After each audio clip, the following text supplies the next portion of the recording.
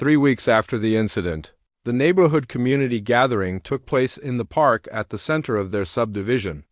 Folding tables were set up with potluck dishes, and families spread out across the grass with lawn chairs and blankets. The homeowners association had organized games for children and an informal meet and greet session where neighbors could introduce themselves. Marcus had been reluctant to attend, but his mother had gently encouraged him. Sarah believed in facing problems head-on rather than retreating from them. She also wanted the neighborhood to see Marcus as the young man he was, not as the suspicious figure Patricia had imagined him to be when the Thompsons arrived. Several neighbors immediately came over to greet them. Mrs. Chun brought homemade dumplings and introduced them to her daughter who was visiting from College. Mr. Patterson and his wife invited Marcus to join a pickup basketball game later in the afternoon. The warmth and support from the community was genuine, and Marcus felt some of his tension begin to ease. Patricia arrived at the gathering alone, carrying a store-bought cake. She stood at the edge of the park for several minutes, working up the courage to approach anyone. She had spent the past 3 weeks in a state of internal turmoil, questioning herself and her actions. She had done research online about implicit bias, read articles about racial profiling, and watched documentaries about the Black experience in America. The more she learned, the more uncomfortable she became with her own ignorance. She spotted the Thompsons across the park, surrounded by friendly neighbors, and felt a wave of shame wash over her. She almost turned to leave, but something stopped her. Maybe it was guilt, or maybe it was a genuine desire to make amends. Either way, Patricia forced herself to walk toward them. Sarah saw Patricia approaching before Marcus did. She placed a hand on her son's shoulder, a silent signal that something was about to happen. Marcus turned and saw Patricia walking toward them, her expression nervous and uncertain. The conversations around them quieted slightly as neighbors noticed the encounter. Everyone in the subdivision had heard about what happened, and there was a collective curiosity about how this meeting would unfold. "Hello," Patricia said softly when she reached them. "I was hoping I could speak with you both, if you're willing."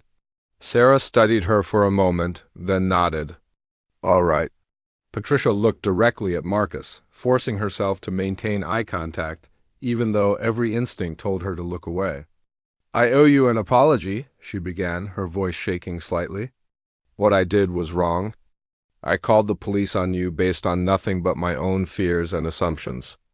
I convinced myself I was being cautious, but the truth is I was acting on prejudice, whether I wanted to admit it or not." Marcus listened, his expression guarded. He had imagined this conversation many times over the past few weeks, sometimes picturing himself lashing out with anger, other times imagining himself accepting an apology gracefully. Now that the moment was here, he found he didn't know how to feel. "I've spent a lot of time thinking about why I did what I did," Patricia continued. "And I've realized that I made assumptions about who you were based solely on how you look. I saw a young black man and my mind immediately went to suspicion instead of curiosity, to fear instead of welcome. That was racist, even if I didn't consciously think of it that way at the time." Sarah remained silent, letting Patricia speak. She could see that the woman was genuinely struggling with this admission, and she wanted to see where it would lead. "I can't undo what I did," Patricia said, "but I want you to know that I understand now how harmful it was. I made you feel like a criminal in your own neighborhood. I subjected you to an interaction with police that could have gone very differently.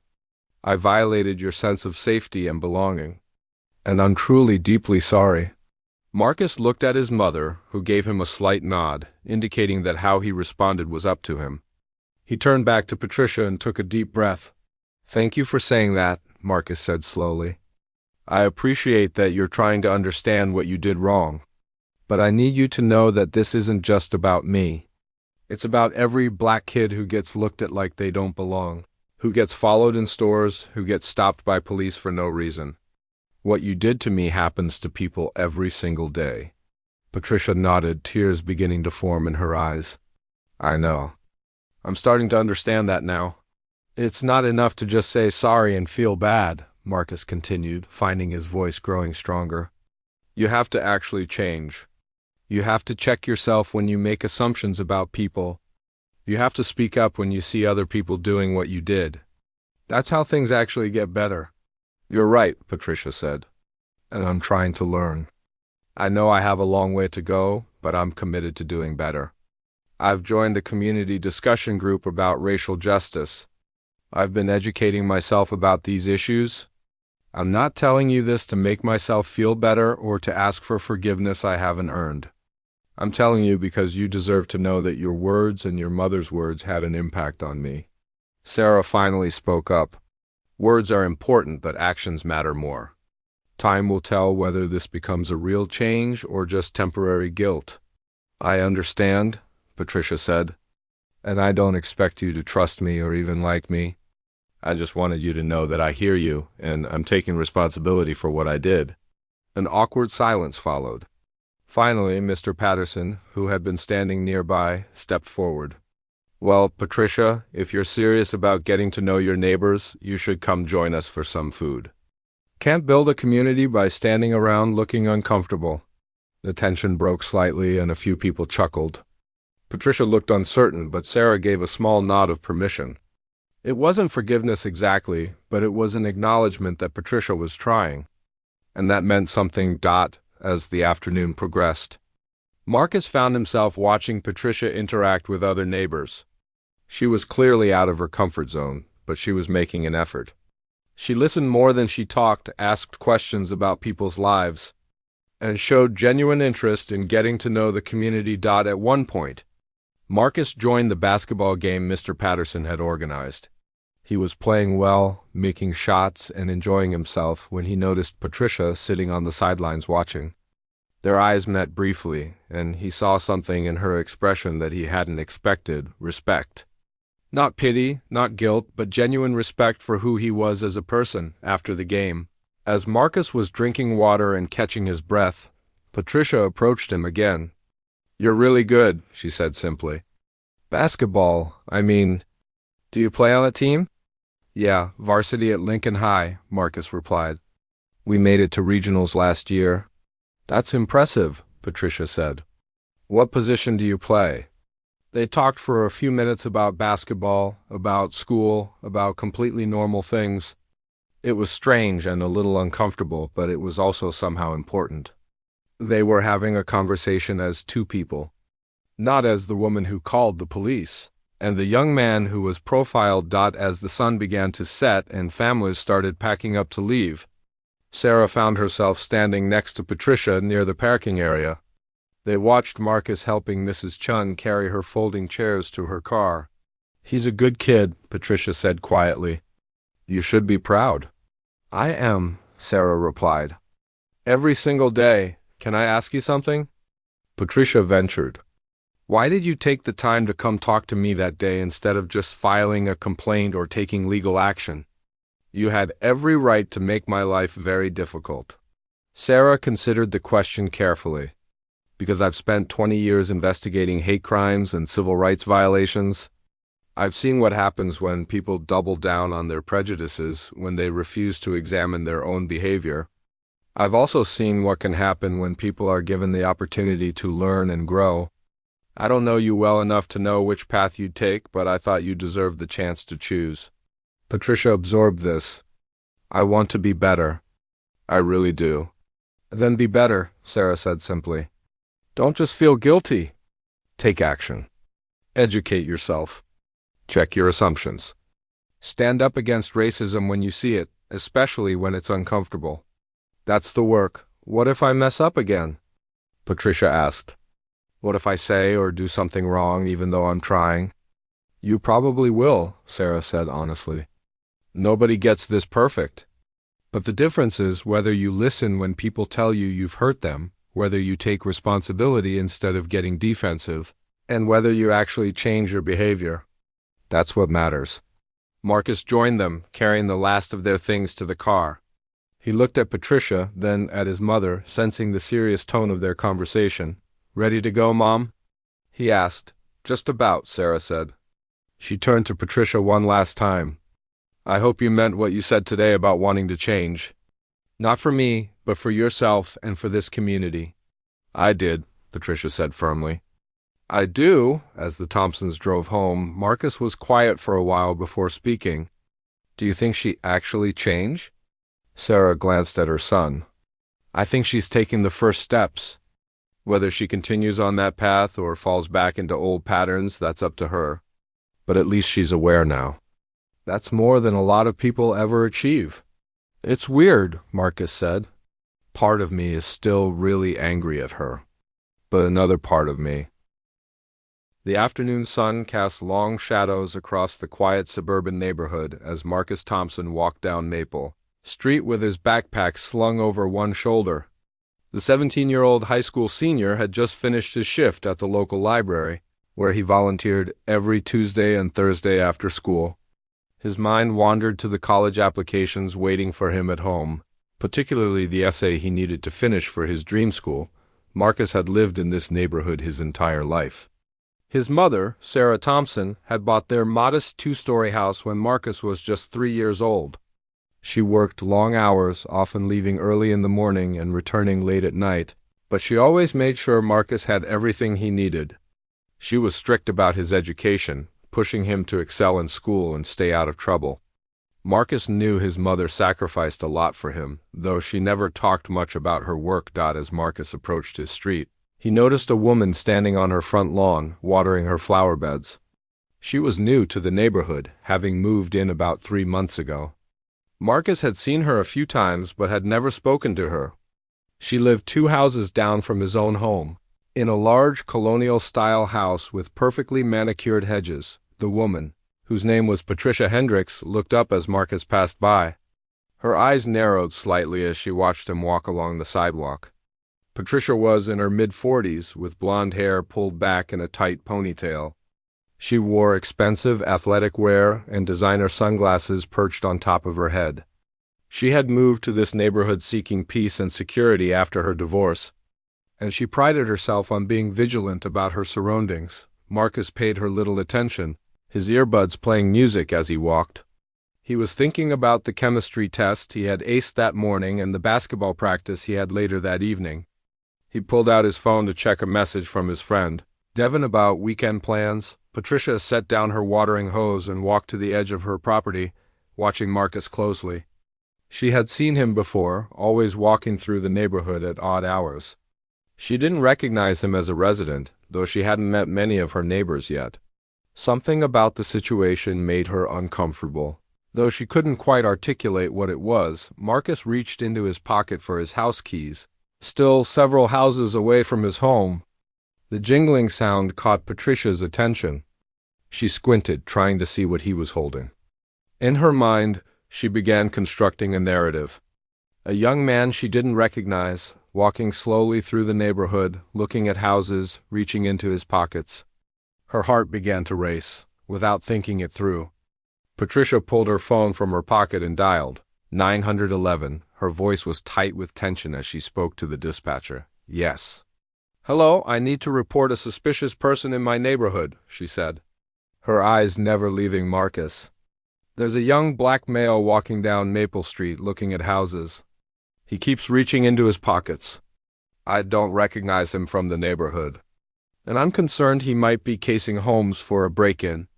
The dispatcher asked for more details, and Patricia provided them, describing Marcus's appearance, his backpack, and his location. She insisted that someone needed to come quickly, that she felt unsafe. The dispatcher assured her that officers would be dispatched to the area. Marcus remained, completely unaware of what was unfolding behind him. He had stopped briefly to reply to Devin's text message, standing on the sidewalk just 3 houses away from his own. He typed quickly, suggesting they meet up on Saturday to work on their group project for history class. He hit send and continued walking, humming along to the song playing in his ears. Within minutes, a police cruiser turned onto Maple Street. Officer James Rodriguez had been patrolling a nearby area when he received the call. He was a 10-year veteran of the force, known for his calm demeanor and fair approach to community policing.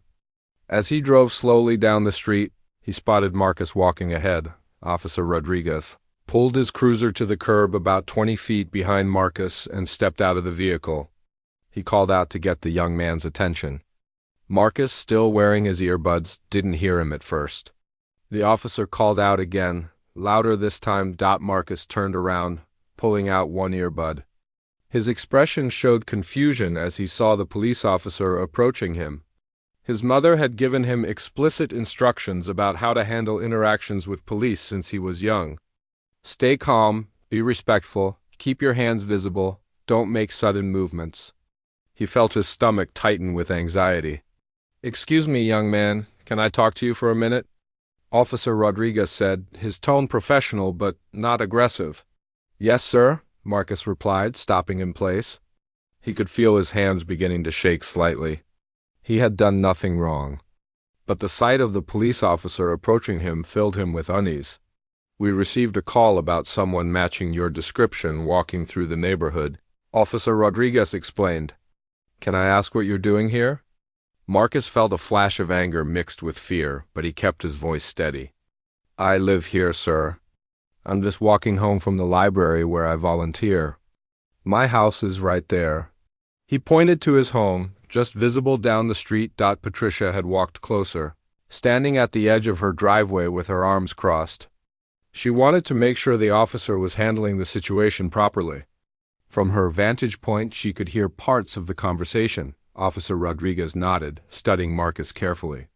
The young man seemed nervous but not guilty. His story seemed plausible. "Can I see some identification?" the officer asked. Marcus slowly reached for his wallet, announcing what he was doing before making any movements. "I'm reaching for my wallet in my back pocket," he said clearly. He pulled out his driver's license and handed it to Officer Rodriguez. The officer examined the license, noting the address listed. It was indeed a house on this very street, just a short distance away. He looked up at Marcus, then back at the license. The photo matched, and the young man in front of him had been nothing but cooperative. "Are you carrying anything else I should know about?" Officer Rodriguez asked, more out of procedure than suspicion. "Just my backpack, sir." "It has books from the library and my school supplies," Marcus answered. His voice was calm, but inside he felt humiliated and angry. He had walked this street 1,000 times, and now he was being questioned like a criminal in his own neighborhood. Officer Rodriguez nodded. "Would you mind if I looked inside your backpack?" Marcus wanted to refuse, wanted to stand up for his rights, but he also wanted this encounter to end as quickly and safely as possible. "Go ahead," he said, slipping the backpack off his shoulder and handing it over. The officer unzipped the bag and glanced inside. Just as Marcus had said, there were library books, notebooks, pens, and a water bottle. Nothing suspicious whatsoever. Officer Rodriguez zipped the bag back up and handed it to Marcus. "Thank you for your cooperation," the officer said. "I apologize for the inconvenience. Someone called in a concern, and we have to follow up on these calls." Marcus took his backpack, his jaw clenched. "Can I ask who called?" he said, though he had a pretty good idea based on where Patricia was standing. "Officer." Rodriguez hesitated but then gestured toward Patricia. "The caller is right over there." She was concerned about someone she didn't recognize in the neighborhood. Marcus looked directly at Patricia for the first time. Their eyes met, and he saw her defensive posture, her raised chin, her refusal to look apologetic. Something inside him snapped, not into anger, but into a cold determination to handle this correctly. "I've lived on this street my entire life," Marcus said loudly enough for Patricia to hear. "My mother owns our house. I volunteer at the library, I'm a straight-A student, and I play on the school basketball team. I wasn't doing anything wrong." Patricia shifted uncomfortably but didn't respond. She felt justified in her call. Better safe than sorry, she told herself. She had a right to protect her neighborhood. Officer Rodriguez could sense the tension rising. "Like I said, I apologize for the inconvenience. You're free to go home now?" Marcus nodded curtly and started walking toward his house, his body rigid with suppressed emotion. Other neighbors had started coming out of their homes. Drawn by the sight of the police cruiser, Mrs. Chun from across the street waved at Marcus with a concerned expression. Old Mr. Patterson, who had known Marcus since he was a baby, shook his head in disgust at the scene. As Marcus reached his front door and pulled out his keys, he looked back one more time. Officer Rodriguez was talking to Patricia, probably getting her statement for his report. Marcus felt a burning sense of injustice. He had done everything right, lived his life with integrity, and still he had been treated like a suspect in his own neighborhood. He unlocked the door and stepped inside, closing it firmly behind him. The house was empty and quiet. His mother wouldn't be home for several more hours. Marcus dropped his backpack on the floor and sat down on the stairs, his head in his hands. The incident had lasted maybe 10 minutes. But it felt like it had changed something fundamental about how he saw his place in this community, outside. Officer Rodriguez finished taking Patricia's statement and got back into his cruiser. He sat there for a moment, writing up his report. He noted that the subject had been identified as a local resident, fully coopera. Marcus sat at the kitchen table, trying to focus on his homework, but the words on the page blurred together. The incident from earlier that afternoon kept replaying in his mind. He had texted his best friend Devin about what happened, and Devin had responded with anger and support, but it didn't make Marcus feel any better. He kept checking his phone, waiting for his mother to come home. Sarah Thompson pulled into her driveway at 7:30 that evening, later than usual. She had spent the day in meetings at the regional office, reviewing case files and coordinating with field agents. Her work was demanding and often stressful, but she took pride in what she did. As a senior special agent with the FBI, she had spent nearly 20 years building a career focused on civil rights violations and hate crimes. She had investigated everything from police misconduct to domestic terrorism, always driven by a deep sense of justice. The moment Sarah walked through the front door, she knew something was wrong. Marcus was sitting in the living room, his posture tense, staring at his phone. He looked up when she entered, and she saw the expression on his face. "What happened?" Sarah asked immediately, setting down her briefcase and crossing the room to sit beside him. Marcus took a deep breath and told her everything.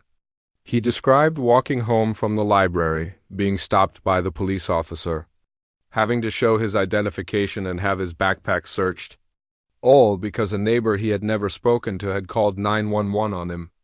As he spoke, Sarah's expression grew harder, her jaw tightening with controlled anger. "Did the officer treat you respectfully?"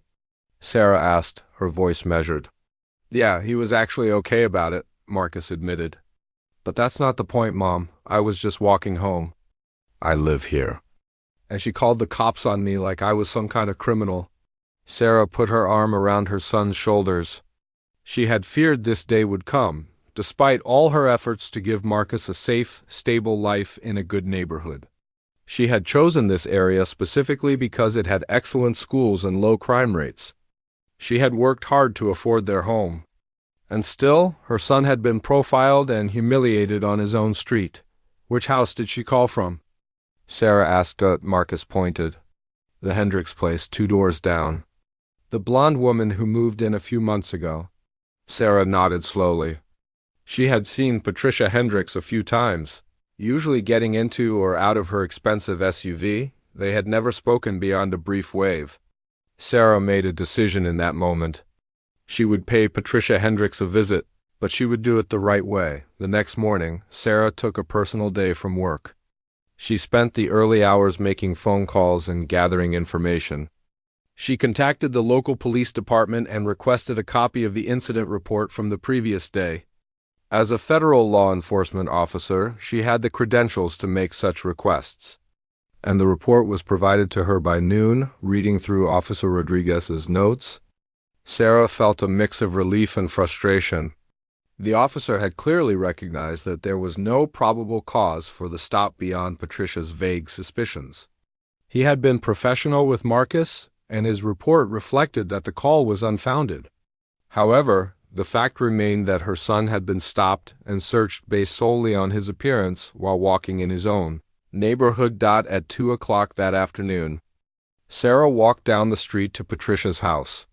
She was dressed professionally in dark slacks and a blazer, her FBI credentials in her pocket. She rang the doorbell and waited. Patricia answered the door, still in her workout clothes. She looked surprised to see a well-dressed black woman standing on her porch. "Can I help you?" she asked, her tone polite but wary. "Good afternoon," Sarah said calmly. "My name is Sarah Thompson. I live 2 houses down. I believe we're neighbors, though we haven't formally met." Patricia's expression shifted slightly. The name Thompson registered, but she wasn't making the connection yet. "Oh yes, hello. I'm Patricia Hendricks. I moved in a few months ago." "I know," Sarah said. "I wanted to talk to you about an incident that occurred yesterday afternoon. You called the police on a young man walking down our street." "That was my son, Marcus." The color drained from Patricia's face. Her mouth opened and closed, but no words came out at first. Finally, she managed to say, "Oh, I didn't know he lived here. I was just concerned because I didn't recognize him." Sarah's expression remained neutral, but her eyes were penetrating. "My son has lived in that house his entire life? He walks home from the library where he volunteers twice a week. He's a senior at Lincoln High School with a 4.0 grade average. And yesterday, he was stopped by police, questioned, and searched on his own street because you found him suspicious." Patricia took a step back, her hand gripping the doorframe. "I was just trying to keep the neighborhood safe. I didn't mean any harm. There have been break-ins in other areas, and I thought it was better to be cautious." "Cautious about what, exactly?" Sarah asked, her voice still calm but with an edge to it. "What about my son walking down the street with a backpack seemed criminal to you? Can you articulate a specific behavior that justified calling 911? Patricia stammered. "He was just walking slowly and looking at houses, and I didn't recognize him. He was walking home, looking at nothing in particular." "And you didn't recognize him because you've never bothered to meet your neighbors," Sarah corrected. "Mrs. Chinn across the street would have told you who Marcus was. Mr. Patterson, who lives next door to you, has known my son since he was born. If you were truly concerned about neighborhood safety, you might have introduced yourself to the people who actually live here before assuming a black teenager didn't belong." Patricia's face flushed red. "I don't appreciate what you're implying. This has nothing to do with race. I would have called on anyone I didn't recognize acting suspiciously." Sarah raised an eyebrow. "Would you?" "Because I walk this street every evening when I get home from work. I'm sure you've seen me. Have you ever called the police on me? What about the teenage boy 3 streets over who rides his skateboard through the neighborhood? Or the college students who rent the house on the corner and have loud parties? Have you called the police on any of them?" Patricia opened her mouth to respond but couldn't find the words. The truth was, she hadn't called the police on anyone else. And she knew why, even if she didn't want to admit it. "I understand that you may have acted out of what you perceived as caution," Sarah continued. "But I need you to understand the impact of your actions. My son is 17 years old. Yesterday was the first time he was stopped by police, and it happened in front of his own home, doing nothing wrong. Do you know how that feels? Do you understand the conversation I've had to have with him since he was 12 years old about how to act around police officers so he stays safe?" Tears began to well up in Patricia's eyes. She felt cornered and ashamed, though part of her still wanted to defend her actions. "I'm sorry," she said quietly. "I really didn't know." "You didn't know because you didn't ask," Sarah said. "You made assumptions based on how my son looks, and those assumptions led to him being treated like a criminal. That's the definition of racial profiling, whether you intended it that way or not." Patricia wiped at her eyes. "What do you want me to do?" I said, "I'm sorry." Sarah looked at her for a long moment. "I want you to think about your assumptions and your biases. I want you to meet your neighbors and actually know who belongs in this community before you decide who doesn't. And I want you to understand that actions have consequences. Are you going to sue me or something?" Patricia asked nervously. "No," Sarah said. "But I'm going to make sure this doesn't happen to my son or anyone else's child in this neighborhood again. I'm going to be talking to the Homeowners Association about implementing community meet and greet events so people actually know each other. I'm also going to be having a conversation with the police department about how they handle these types of calls." Patricia nodded, looking down at her feet. I really am sorry. I never meant to hurt anyone. Intent doesn't erase impact, Sarah said. But I hope you'll learn from this and do better going forward. As Sarah turned to walk away, Patricia called out, "Wait, can I ask what you do for work?" Sarah turned back, a slight smile on her lips. "I'm a special agent with the FBI. I work in the Civil Rights Division, investigating cases of discrimination and profiling. It's been my career for nearly 20 years. Patricia's face went completely white. She gripped the door frame harder, as if she might fall over.